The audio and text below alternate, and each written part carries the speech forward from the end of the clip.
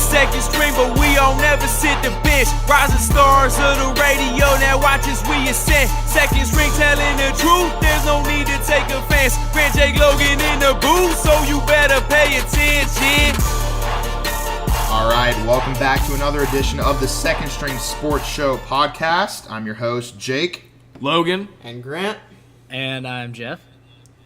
Little delayed there, Jeff, but we'll cut you some slack on that one. You're in LA, so to be fair, I am anything working could remotely happen here. I'm working remotely here. Kind of hard to time it up perfectly, but I'll try my best. Yeah, this is true. This is true. Anyways, thank you for our returning listeners. Not yesterday. What am I talking about? Last week. Week ago from Wednesday was our very first episode of the Second String Sports podcast. And we were feeling the love and we felt the hate, and we'll embrace it. You know what? We got some new Twitter fans, some new SoundCloud followers. You can follow us at Second String Sports on SoundCloud or Second String Sports on YouTube for the podcast going up, tomorrow morning right after we do it. But yeah, we got some haters too. We'll Jake, some Minnesota Golden Gopher fans went in on us on YouTube for making fun of the name. Said he was listening to a bunch of idiots. So I think he used the word morons. Yeah, he used morons. Really, morons? So I mean, he's the one who lives in Minnesota, so sucks for him. Jake, basically what it comes down to is we're fans of Coach Morrow on Twitter and SoundCloud, and then Bob Elliott, he can go fook himself. You heard it here, Bob. If you're listening, there's no need for hate like that. Get in the car and go into one of those cold Minnesota lakes and just let it sink. Okay. Wow. That escalated. Just kidding, Bob. We love all our listeners. All hate is all love. So tweet at us, Bob. Anyways, for all of you guys who are listening for the second time, you can hashtag Second String Sports anytime throughout the week or a big sports game. If there's something you want us to talk about on the podcast here, we pretty much don't have any limits, so we'll talk about anything in a reasonable amount. But last week the Beavs kicked it off with their first game of the season. So this show we're gonna wrap it up with some, Beaver highlights, Beaver discussions. We'll wrap up the Minnesota game, and then we'll look forward to Idaho State, and we'll 2 weeks. Yep, and we'll also touch bases on NFL preview, the rest of college football, and that should be the round of the show. It's being episode 2 of the podcast, so let's get into it. What do you guys think of the Beavers' first showing of the 2016 season? Well, I just want to make a note that I think if we had to guess in who won on our predictions of last week, I think, unfortunately, I was the winner of that. Unfortunately.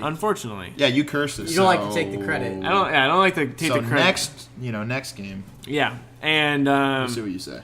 Yeah. So with last week's games, what did you guys see? From the standpoint, we looked at the key points of Garrettson. We looked at some of the wide receivers. And at times, some of the wide receivers looked a little bit lost if you recapped in the game.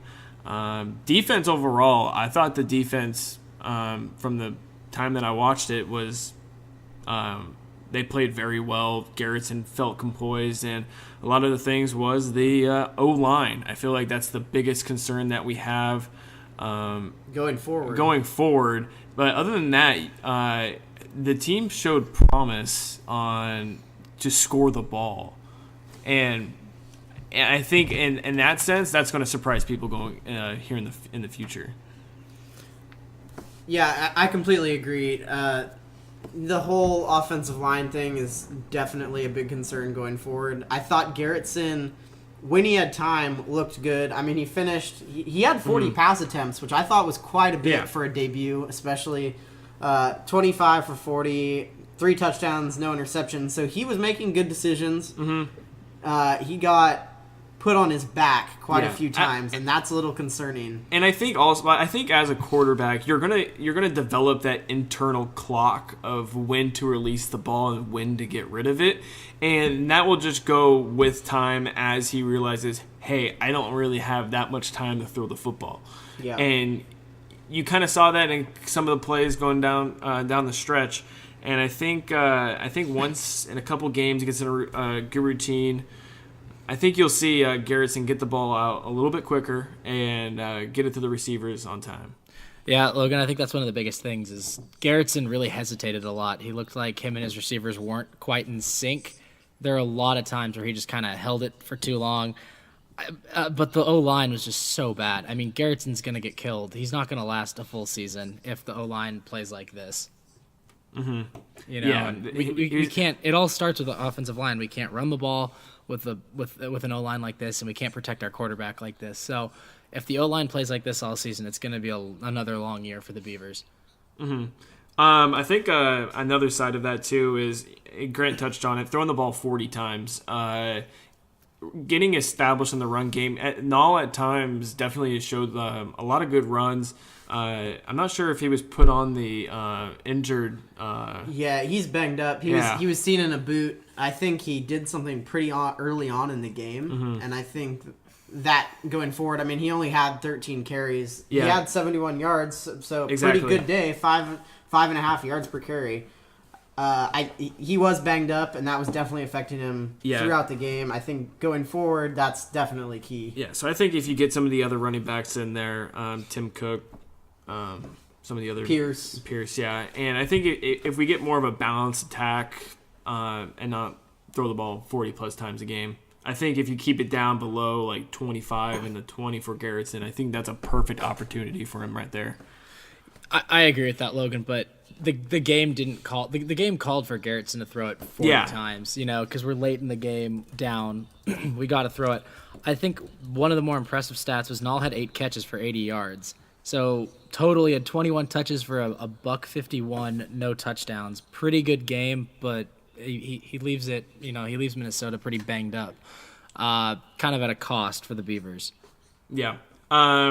We went into some predictions last week as well, and what receiver kind of stood out to you guys? Because if anything, it was Seth Collins kind of took over the game. Who else said Seth last week? I know I said I was looking. I think for Seth. I said Seth. I think I said Jordan Villeman. Honestly, Villeman kind of shrank in that game. He had one reception for 5 yards. So. Yeah. Well, part of that, too, is matchups. It's not all on Villeman. No, yeah, I know. It could be a matchup, but you're right. Villeman didn't have a big game. I thought Victor Bolden played really poorly. I know he had the 31-yard touchdown. Yeah, the catch sort of overshadowed it, but still. But he had 32 yards, and 30 of it came on that touchdown. So that's 4 catches for 2 yards the rest Honestly, of the way. that's kind of the Victor Bolden pain us Beaver fans have sort of dealt with these last 2 years. It's just like wildly talented, but wildly inconsistent. So definitely. And Bolden in the return game was just so hard to watch. That's what I was going to touch on. I think it's so hard. I mean, I'm so glad they finally put Paul Lucas in there at the end of the game. Because Bolden, I think he muffed one but didn't lose it. He went backwards on a couple. He had a couple other ones where it looked like he was going to drop it. And he was so good his freshman year at returning, and I've never seen a returner like that regress. Yeah, no, I agree. It's actually scares me every time he's back there. Yeah. A lot of it is just his size. I mean, he's 5'7". He's going to get broken in half sometime. I mean, he's just not durable. I'd like to see, someone who's not much bigger, but I think could do just as good of a job, if not way better. Trayvon Bradford, the freshman from Oregon City, who did that there. Also, kind of going off a little bit, but Christian Wallace. You took my point, Grant. He could come in and make an impact early, even with that, and that's what they had kind of said. He's going to play corner, which, by the way, he'll help on corner, but he also played running back, played kick returner in his high school, and he's a absolute beast. Yeah, so. You know what? And I was listening and reading a couple things on it too, and some people are saying, "Hey, maybe we should, maybe the Beavers should think about redshirting him." And honestly, no, I don't think so at all. I think he helps you right away. He's like pure athlete. Yeah, he was this number 6th ranked athlete in the nation. Yeah, he can step in and if he doesn't know the formations right now or any type of the plays exactly to the point where they wanted to be total sharp on, it's totally fine. Yeah, it doesn't matter. We as a program, we're not at the point where we can start redshirting 4-star recruits. 4-star recruits have to come in and they have to play right away, right now for the Beavers. And I don't know. I mean, if Wallace is going to play corner, that should help because we need a lot of help in our secondary right now. I don't know. What did you guys think? How did you guys think the defense played? I thought it could have been way worse. No, I thought they they were actually played pretty good. I thought they played fine. I would have to say that some of the offensive possessions too didn't help them at that. But I thought the defense played with what we have and what our expectations are. I thought they played phenomenal. A lot better than the Ducks did, that's for sure. I think that's a good point, Logan. I think the biggest thing, though, was you saw how kind of frail we were at times. We don't look very big. We don't look very imposing. We're kind of smaller to begin with. And you see that when we're trying to tackle people. You know, we make the tackle 2 yards, you know, we make a tackle and then Minnesota gains 2 more yards on the tackle. Or we catch a ball in the flat and we don't go forward, we get pushed right back. And I don't know if that's us being young or if Gary Anderson wants to go smaller, but you saw it on defense too. We couldn't wrap up. We had some awful tackles. That last touchdown to give Minnesota the lead was dog shit. How I can't pronounce the guy's last name. 47. Agusu or something. Agubwebo. However you say it. Bright. That's what Makes a fantastic play. Gets in the backfield for a loss on 3rd and goal. Doesn't wrap up and Minnesota spins out for a touchdown. Those are the type of plays where you hold for a field goal, you might win that game, but you give up a touchdown and we lose by 8. So that's just part of the growing pains. I think it's just small things that the Beavers have to get better at. Exactly. But if this team right now is playing the team of right now last season, this wouldn't even this team is so much better than it was a year ago. It's unbelievable. And yeah, I think if you take the Oregon State team who kicked off the season last year versus the team who kicked it off this year, I'll take this team that played Minnesota by 2 touchdowns. Exactly.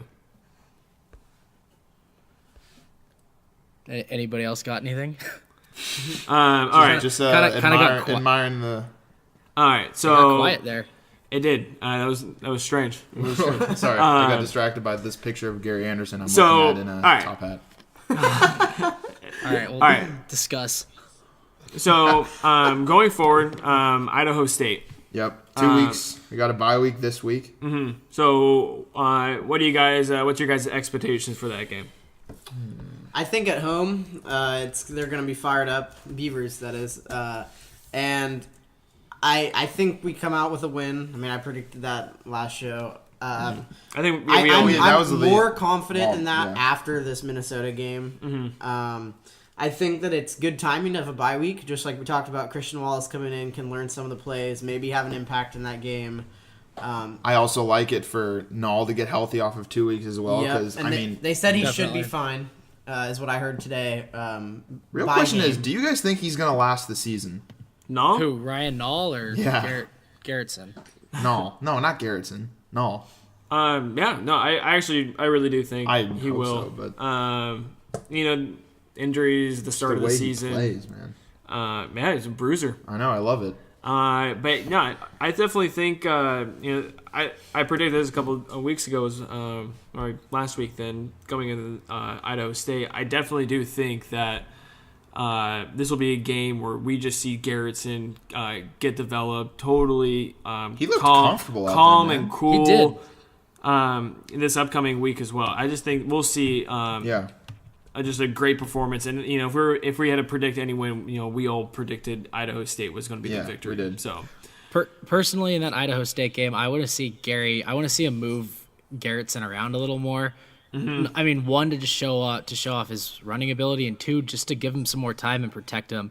Because if we can kind of move the pocket a little bit, get Garrettson moving, Garrettson can run. It's an asset that could really help out. Yeah. So I think improvements for the game. There's one. What other improvements can you guys see going for the game? I do think establishing not even just Garrettson running the ball, but I don't know. I'd like to see Paul Lucas get a little bit more involved. Mm-hmm. Kind of just mix and match our backs a little bit more. I don't know. I agree with the whole establishing the run game is big. And getting Garrettson moving. Our line, I mean, it's hard to say they need to improve, but that's actually a big key. There's not much you can say about it except they need to get better. Well, the one thing you can say to that is Sean Harlow, the 5th-year senior, should be back. He didn't play against Minnesota, so I heard there have been like conflicting reports, but I've also seen that there was a high chance that he was going to redshirt this year. Medically. Really? Yeah, and I saw that a couple days ago. I think that they said that it was almost pretty much confirmed because I think he told Machado or one of the analysts that he was going to redshirt this season because I think he said he was like 75%, and it's just not worth. You know, for a senior who's staying in school, it really does make sense if he wants to just stay in college football because the team's only going to progress to get better. Yeah. So We hope. Yeah. Yeah, we hope. So, we can always take a step back. You never know. You never know with the Beavs. All right. So we got any more topics for the Beavs? We touched up on the Christian Wallace. What do you guys think of the Dockery move to corner? I 'Cause saw know that. We need help at corner. Gary officially announced that in practice, but I mean, it's one of those things that's gonna take some time for him to get used to. I don't know how big of an impact he's gonna have right away. We talked about last week Kyle White, the JUCO running back recruit, switching to corner. Also, clearly we're hurting at corner. I think Christian Wallace is gonna help. Dockery obviously. Do we know if wasn't a Christian main Wallace is factor. going to start in 2 weeks? No, Is we don't know. But he said I that he wouldn't didn't want a red expect shirt. He said that I think that Anderson told him that if he's ready, he'll play. I mean, and right, he should. And he should. I mean, it's early on in the season. He went through all the workouts over the summer. He just had to go back to take care of business. It's not like he's missed all of this time. So, obviously he's behind, but not to a point where his athleticism can't make up for that. Definitely. And I think he's a player that can just step right in and be successful and play on this multiple team. positions and help out in multiple ways. Well, Grant, speaking of multiple positions, what do you guys think of Seth Collins and the way Gary Anderson used him in the Wildcat role? I think he used him perfectly. Yeah, I liked it. In that game, the most impressive receiver during the whole full game Was Seth. really was Seth. But definitely some of the Wildcat situations, you know, when they toss him in there. Eventually, when you try to do that a lot and repetitive amount, you know that's not going to work. I think you got. I think in like kind of use a scenario. We watched the game. What was the game?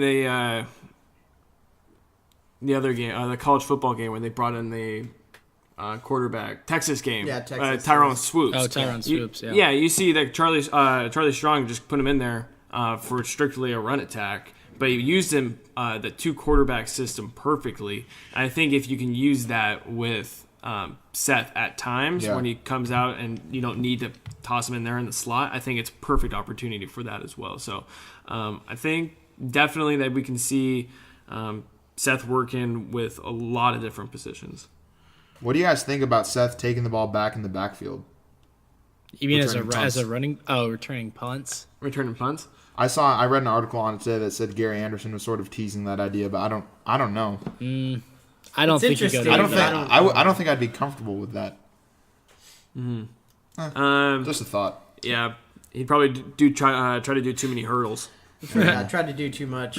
Yeah. I there's other guys I trust more than Seth. Not that he's not athletic Anybody or but capable Victor. of doing it. I just don't think that's Exactly. a position for him. I Yeah. think he's useful in a lot more other ways, and there are people who are better at judging that type of stuff. Yeah, sure. I agree with that, Grant. I think you don't want to overwork Seth. I mean, Seth is transitioning to a new position as well. You don't need to throw something like that onto his plate, you know, to learn. I think the way we're using him right now is just fine. All right, agreed. Let's talk a little college football now in general. Let's recap the weekend. Oregon, all the big games. What do you guys think?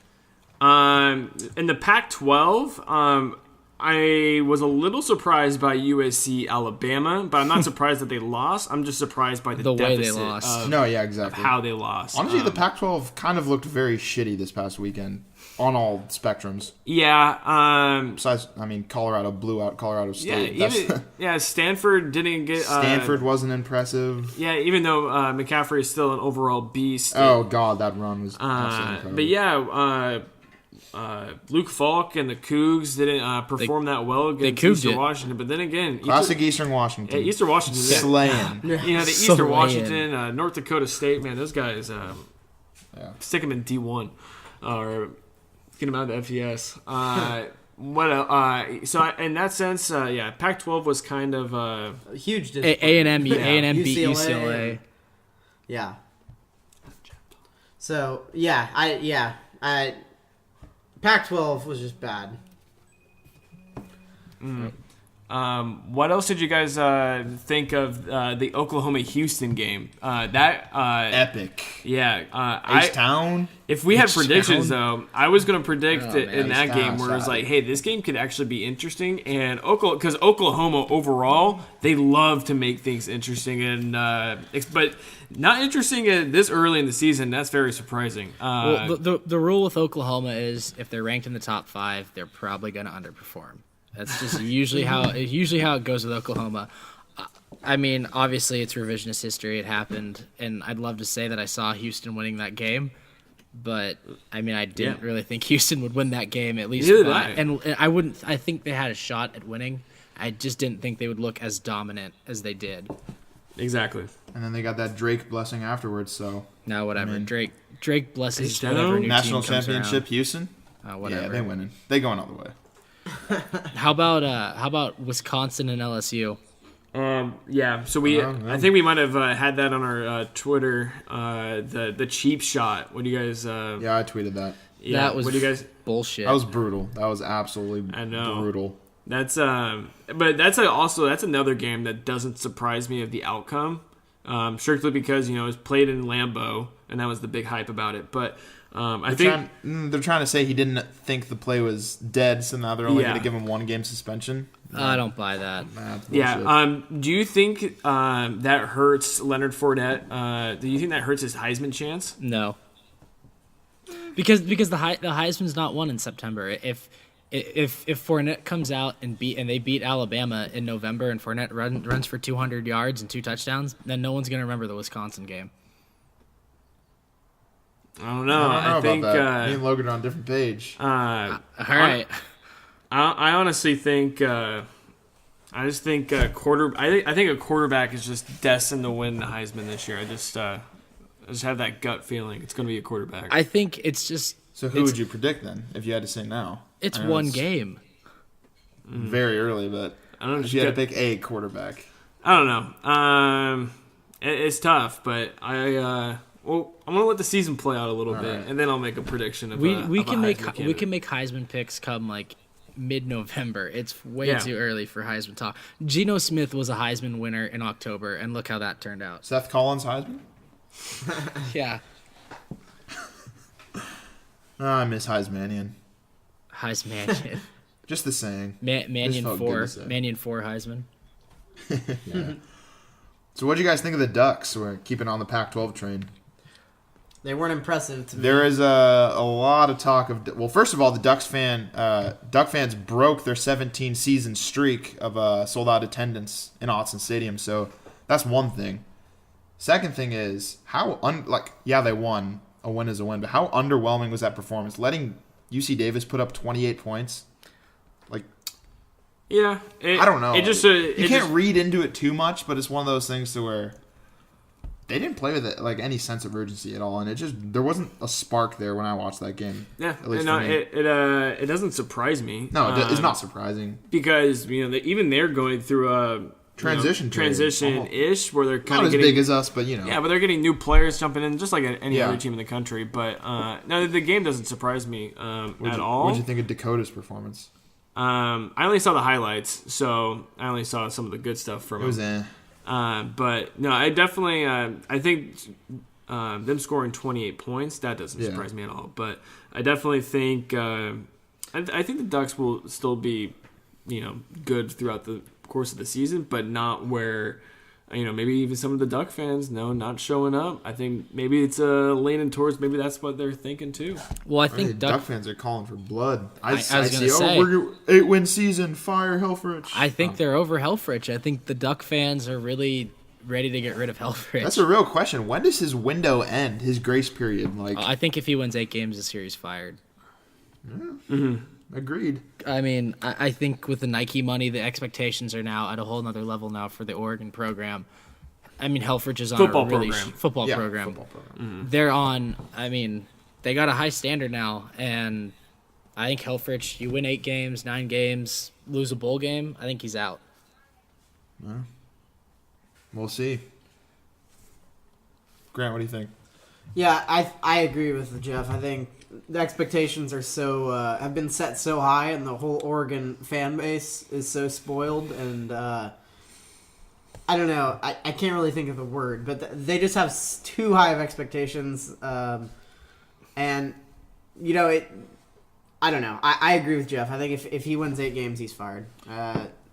There's no doubt in my mind that he's on the hot seat currently, even Also- with a win. Also talking about expectations, they really did not set the bar high with those denim jean looking ass Target on sale 15% off jerseys they had on. So not a good look to come out to start the season like that. I will say my prediction of the Pac-12 winner, UW, did look. Oh, not even. They beat Rutgers, Logan. We got a big Husky fan here. I know, right? Swear to God, Logan has like a Husky shirt that he sleeps in at night or something. He's not denying it. I did her on trail, baby. Huskies. Shut up. Well, any other big games that we missed talking about? Oh, shout out Marvin Beaver, man. Hey. Florida State and Ole Miss was Monday night. Yeah. What do you guys think of Jameis' his halftime Squinting speech? Jamie's Yeah. halftime speech. I liked it. The You know- puppies? Not Yeah. as You good as ain't no not puppies? as good as McConaughey's, but that's my True. opinion. McConaughey's a god, so. You know, I don't know. And Chad I'm Kelly a got Ja- exposed. Are you not a Chad Kelly guy, Jake? I'm just saying he got exposed for sliding into Mia Khalifa's DMs, and she flamed his ass. So I thought that was pretty hilarious. You know, to be fair to Chad Kelly, he's not the only college athlete who's done that. I'm pretty sure someone else has been flamed by Mia Khalifa for sliding the DMs. Maybe it was Drake. Would you slide in, Jeff? No, I have a girlfriend. Is she in the room? We can move on. Breaking news: Jeff has DM'd Mia Khalifa. I have not. All right, don't go starting shit that's not true. I'm pretty positive Jeff has some dark DMs in his past. Not even. I will screenshot my DMs and show them to you right now because there's nothing on there. Answer that this: is- did you or did you not DM a Playboy model just a couple months ago? Okay, that was different. That was trying to get her on the show. That's all. Moving on. That's all the listeners need. that was for producing purposes only. Okay, Jeff. And actually, wait, no, I didn't. I did it from yours. I sent her an email. I didn't DM her. There's a difference. The email was professional. That's how Come Jeff on, guys. rolls. Old school. Strictly email. Old school method. It was a professional email, right, Jeff? It was very professional sounding. It was dear So Miss. there it is. It was Getting dear. back those .png nudes. I didn't get anything back. She didn't even respond. This is a point where co-host Logan thinks of a new topic. You know what? I'm brainstorming. He's rattled. I'm I'll take over brainstorming, but I'm. Take over for Logan. All right. That's Pick- enough. We covered college football pretty well. What do you Yeah. got, Jeff?